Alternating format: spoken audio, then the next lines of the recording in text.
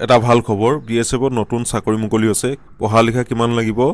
আৰু কি এক্সপেৰিয়েন্স লাগিব গোটেইখিনি মই আলোচনা কৰিম ভিডিঅ'টোত তোমালোকে ভিডিঅ'টো সম্পূৰ্ণ চাবা আৰু মোৰ নম্বৰটো ভিডিঅ'টো শেষত দি দিম তোমালোকৰ এপ্লাই কৰাত যদি অসুবিধা হয় তোমালোকে ডাইৰেক্ট কন্টাক্ট কৰিব পাৰা অথবা যদি চাকৰিটোৰ বিষয়ে ভালকে জানিব বিচাৰিছা তেতিয়া মোৰ লগত কথা পাতি তোমালোকৰ ডাউট ক্লিয়াৰ কৰি ল'ব পাৰিবা এতিয়া প্ৰথমটো চাকৰি হ'ল এছিষ্টেণ্ট এয়াৰক্ৰাফ্ট মেকানিক্স ইয়াৰ কাৰণে কি লাগিব 3 years ডিপ্লোমা এটো ট্ৰেডত 3 years ডিপ্লোমা লাগিব ঠিক আছে এয়াৰক্ৰাফ্ট মেকানিকত তাৰ পিছত তোমালোকৰ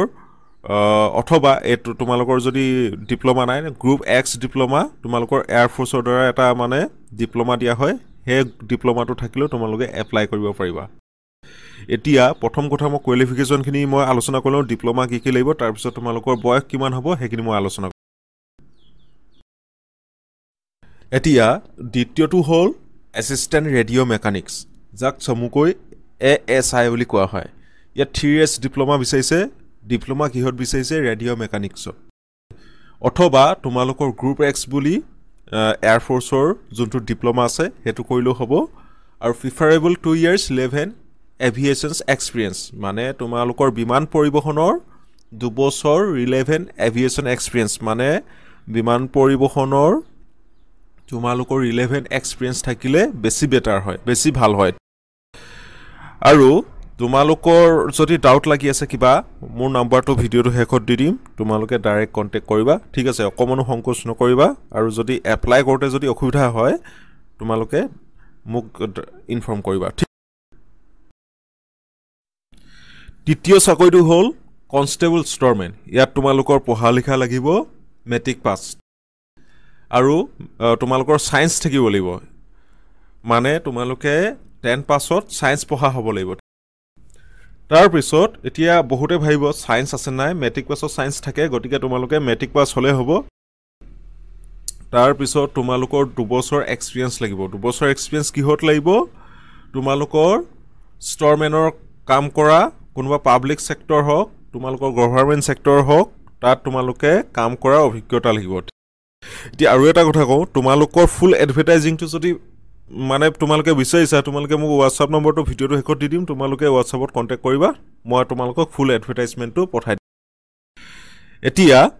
আৰু যদি এপ্লাই কৰোতে তোমালোকৰ অসুবিধা হয় বহুতৰ এপ্লাই কৰোতে অসুবিধা হয় তেতিয়াও মই তোমালোকক সহায় কৰিব পাৰিম তোমালোকে জাস্ট মোৰ লগত কন্টাক্ট কৰিবা 4 নম্বৰ চাকৰিটো হ'ল সাব ইন্সপেক্টৰ ইয়াত পঢ়া লিখা কিমান লাগিব ইয়াত পঢ়া লিখা তোমালোকৰ ডিপ্লোমা বিচাৰিছে 3 years ডিপ্লোমা লাগিব আৰু ডিপ্লোমা কিহত লাগিব ইলেক্ট্ৰিক্যাল ইঞ্জিনিয়াৰিং তোমালোকে ইলেক্ট্ৰিক্যাল ইঞ্জিনিয়াৰিংত ডিপ্লোমা কৰা হ'ব লাগিব তেতিয়াহে তোমালোকে এপ্লাই কৰিব পাৰিবা আৰু তোমালোকক এটা কথা কৈ থৈ দিও তোমালোকে যদি বুজি নোপোৱা অলপো সংকোচ নকৰিবা মোক কন্টাক্ট কৰিবলৈ তাৰ পিছত মই গোটেইখিনি মই বুজাই কৈ আছো কি চাকৰি আছে আৰু অৱশেষত মই তোমালোকক ইয়াত মানে তোমালোকৰ বয়স কিমান লাগিব হেখিনি মই ভিডিঅ'টো শেষত মই বুজাই কম ঠিক আছে 5 নম্বৰ চাকৰিটো হ'ল হেড কনষ্টেবল প্লাম্বাৰ ইয়াত পঢ়া লিখা মেট্ৰিক পাছ হ'ব লাগিব আৰু লগতে তোমালোকৰ আইটিআই সাৰ্টিফিকেট থাকিব লাগিব আইটিআই সাৰ্টিফিকেট কিহত বিচাৰিছে প্লাম্বাৰত বিচাৰিছে যদি তোমালোকৰ আইটিআই সাৰ্টিফিকেট নাই তোমালোকে প্লাম্বাৰ কাম কৰা 3 বছৰ এক্সপেৰিয়েন্স থাকিব লাগিব কোড থাকিব লাগিব এক্সপেৰিয়েন্স সাৰ্টিফিকেটখন তোমালোকে reputed firm ঠিক আছে 3 years experience in the respective trade from reputed firm এটা কোনোবা ফাৰ্ম এখনৰ তোমালোকে কাম কৰি মানে কাম কৰা অভিজ্ঞতা থাকিব লাগিব হে ফাৰ্মখনৰ পৰা দিব তোমালোকে ধৰি লোৱা এতিয়া কোনোবা ফাৰ্ম এখনত কৰি আছা হে ফাৰ্মখনৰ পৰা তোমালোকক এক্সপেৰিয়েন্স সাৰ্টিফিকেট দিব আৰু হে এক্সপেৰিয়েন্স সাৰ্টিফিকেটখন লৈ পিনি তোমালোকে ইয়াত এপ্লাই কৰিব পাৰিবা 10 পাছ হলে হ'ব ঠিক আছে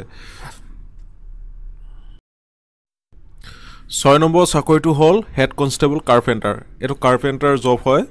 এত পঢ়া লিখা কিমান লাগিব মেট্ৰিক পাছ আৰু লগতে তোমালোকৰ আইটিআই সাৰ্টিফিকেট কাৰ্পেন্টাৰ থাকিব লাগিব অথবা যদি তোমালোকৰ সাৰ্টিফিকেট নাই কাৰ্পেন্টাৰ তেতিয়া তোমালোকৰ এক্সপেৰিয়েন্স সাৰ্টিফিকেট থাকিব লাগিব এতিয়া এক্সপেৰিয়েন্স সাৰ্টিফিকেট কোড ধৰিলা তোমালোকে কোনোবা ফাৰ্ম এখনত কাম কৰিছা তাত তোমালোকে কাম কৰা হে ফাৰ্মখনৰ পৰা তোমালোকে কাৰ্পেন্টাৰ কাম কৰিছা বুলি এখন সাৰ্টিফিকেট দিব হে সাৰ্টিফিকেটখন লৈ পিনি তুমি এপ্লাই কৰিব পাৰিবা ঠিক আছে প্ৰথম কথাটো হ'ল মেট্ৰিক পাছ কৰিব লাগিব আৰু লগত আইটিআই থাকিব লাগিব কাৰ্পেন্টাৰ আইটিআই থাকিব লাগিব তাৰ পিছত তোমালোকৰ যদি এক্সপেৰিয়েন্স নাই তেতিয়া এক্সপেৰিয়েন্স নহয় যদি আইটিআই সাৰ্টিফিকেট নাই তেতিয়া তোমালোকে 3 বছৰ এক্সপিৰিয়েন্স থকা সাৰ্টিফিকেট এখন লাগিব আৰু হেখন তোমালোকে যদি কোনোবা কাৰ্পেন্টাৰ কাম কৰি আছে ফাৰ্ম এখনত হে ফাৰ্মখনৰ পৰা দিব ঠিক আছে 7 নম্বৰ চাকৰিটো হ'ল কনষ্টেবল জেনেৰেল অপাৰেটৰ এতিয়া ইয়াত কি তোমালোকৰ আইটিআই লাগিব আইটিআই কি লাগিব ইলেক্ট্ৰিচিয়ান লাগিব যদি ইলেক্ট্ৰিচিয়ান নাই ওয়াৰম্যান হলো হ'ব যদি ওয়াৰম্যান নাই ডিজেল মটৰ মেকানিক হলো হ'ব তোমালোকৰ তাৰপিছত কোৱালিফিকেশনটো পঢ়া লিখাটো লাগিব তোমালোকৰ মেট্ৰিক পাছ হলে হ'ব তাৰপিছত ইয়াৰ উপৰিও 3 years experience in the respective trade তোমালোকৰ মানে যোনটো ট্ৰেড হয় জেনেৰেল অপাৰেটৰ তাত তোমালোকৰ 3 বছৰ এক্সপিৰিয়েন্স লাগিব 3 বছৰ এক্সপিৰিয়েন্স বিচাৰিছে আৰু এটা কথা কও তোমালোকক আগৰ চাকৰিকেইটা তোমালোকে দেখিছা যিসকলৰ আইডিয়া নাই তেওঁলোকৰ এক্সপিৰিয়েন্স সাৰ্টিফিকেট থাকিলেও তোমালোকে এপ্লাই কৰিব পাৰিবা কিন্তু এটো তোমালোকৰ আইটিআই থকাৰ উপৰিও তোমালোকৰ এক্সপিৰিয়েন্স সাৰ্টিফিকেটখন কম্পালসৰি লাগিব যদি কিবা তোমালোকে বুজি নোপোৱা মোক কন্টাক্ট কৰিবা মই বাৰে কৰি আছো তোমালোকক ভিডিওটো শেষত মোৰ নম্বৰটো দি দিম তোমালোকে ডাইৰেক্ট ফোন কৰিবা 8 নম্বৰ চাকৰিটো হ'ল কনষ্টেবল জেনেৰেল মেকানিক এতিয়া ইয়াত কোৱালিফিকেশন তোমালোকৰ কি লাগিব ফাৰ্স্ট তোমালোকৰ 10th পাস হ'ব লাগিব আইটিআই সাৰ্টিফিকেট লাগিব আইটিআই সাৰ্টিফিকেট কিহত লাগিব আইটিআই সাৰ্টিফিকেট তোমালোকৰ ডিজেল অথবা মটৰ মেকানিক হ'ব লাগিব তাৰ পিছত ইয়াৰ উপৰি তোমালোকৰ 3 years এক্সপিৰিয়েন্স লাগিব এতিয়া আৰু এটা কথা তোমালোকে মন কৰিবা তোমালোকৰ তিনটা বস্তু লাগিব কনষ্টেবল জেনেৰেল মেকানিকৰ কাৰণে তোমালোকৰ তিনটা বস্তু লাগিব ফাৰ্স্ট মেট্ৰিক পাস সেকেন্ড তোমালোকৰ আইটিআই লাগিব আইটিআই তোমালোকৰ ডিজেল অথবা মটৰ মেকানিকত হ'ব লাগিব ঠিক আছে তাৰ উপৰিও 3 years এক্সপিৰিয়েন্স লাগিব এতিয়া বহুতৰ হয়তো 10th পাস আছে আইটিআই সাৰ্টিফিকেট আছে কিন্তু এক্সপিৰিয়েন্স নাই তেতিয়া তোমালোকৰ মানে ইয়াত এপ্লাই কৰিব নোৱাৰিবা মানে ইয়াত 3 years এক্সপিৰিয়েন্স দিছে তিনটা বস্তু দিছে ঠিক আছে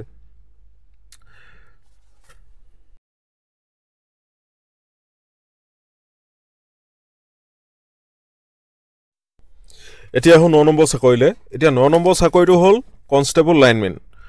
পঢ়া লিখা কিমান লাগিব তোমালোকৰ 10 পাস হ'ব লাগিব তাৰ পিছত তোমালোকৰ ডিপ্লোমা কি লাগিব আইটিআই এতিয়া আৰু এটা কথা মন কৰিবা আইটিআই থকাৰ পৰে তোমালোকৰ 3 years এক্সপিৰিয়েন্স লাগিব 3 বছৰ তোমালোকৰ ওয়াৰ্কিং এক্সপিৰিয়েন্স লাগিব এতিয়া বহুতে এটা কথা সবৰে ডাউট থাকে প্ৰায়বিলাকৰ ডাউট থাকে কথাটো হ'ল তেওঁলোকৰ 10 পাসও আছে আইটিআইও আছে কিন্তু এক্সপিৰিয়েন্স সাৰ্টিফিকেটখন ক'ত পাব তোমালোকে যেতিয়া আইটিআই কৰিবনি কোনোবা কোম্পানী অথবা ফাৰ্ম অথবা কোনোবা প্ৰাইভেট সেক্টৰত যদি তোমালোকে কাম কৰি থাকা তেতিয়া কাম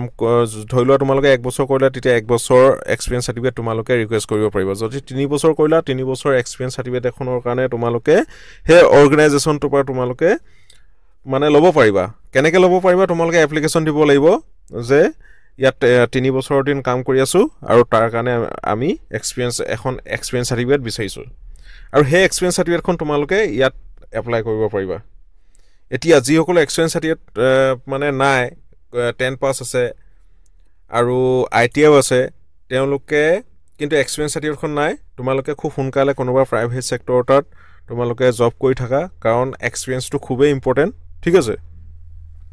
তাৰ পিছত এখিনি হৈ গল এগৰা চাকৰি আছিল এতিয়া তোমালোকৰ বয়সৰ কথালৈ আহো এতিয়া তোমালোকৰ বয়স কিমান লাগিব হেড কনষ্টেবল আৰু কনষ্টেবল 20 পৰা 25 বছৰ লাগিব তাৰ পিছত জি সকলৰ মানে বাকি পোষ্ট বিলাকত তোমালোকৰ 20 পৰা 30 বছৰলৈকে এপ্লাই কৰিব পাৰিবা মানে হেড কনষ্টেবল আৰু কনষ্টেবলত 20 পৰা 25 আৰু বাকি কিটা পোষ্টত তোমালোকৰ 20 পৰা 30 এতিয়া ইয়াত এজ ৰিলেক্সেশন দিছে ওবিসি 3 years মানে ওবিসি যদি হেড কনষ্টেবল আৰু কনষ্টেবলত তোমালোকৰ 28 বছৰলৈকে এপ্লাই কৰিব পাৰিবা আৰু এসসি এসটি 5 বছৰ ৰেহাই দিছে 30 লৈকে এপ্লাই কৰিব পাৰিবা আৰু বাকি কিটা পোষ্ট তোমালোকৰ ইয়াত 33 বছৰ পৰা 35 বছৰলৈকে এপ্লাই কৰিব পাৰিবা ঠিক আছে আদাৰ পোষ্টত তোমালোকৰ মানে এজ ৰিলেক্সেশন দিছে এইকিটা ওবিসি আৰু এসটি ঠিক আছে তাৰ পিছত তোমালোকৰ এপ্লাই লাষ্ট ডেট কিমান 15 এপ্ৰিল সোনকালে এপ্লাই কৰিলে ভাল আৰু তোমালোকৰ যদি কিবা প্ৰবলেম হয় এপ্লাই কৰোতে তেতিয়া মোক কন্টাক্ট কৰিব পাৰিবা অথবা ওচৰত যদি ইন্টাৰনেট কেফে নাই তেতিয়াও আমাক কন্টাক্ট কৰিব পাৰিবা মোৰ নম্বৰটো তোমালোকে নোট কৰি লোৱা মোৰ নম্বৰটো হ'ল 6001 1673212 এই নম্বৰটোত হোৱাটছআপ কৰিবা অথবা ফোন কৰিব পাৰিবা খালি ফোন তোমালোকে 9টা বজাৰ পৰা গধূলি 5টা বজাৰ ভিতৰত কৰিবা আৰু চেনেলটো যদি নতুনকৈ আহিছা তোমালোকে সাবস্ক্ৰাইব কৰি থৈ যাবা আৰু পাৰিলে অকন শ্বেয়াৰ কৰি দিবা ধন্যবাদ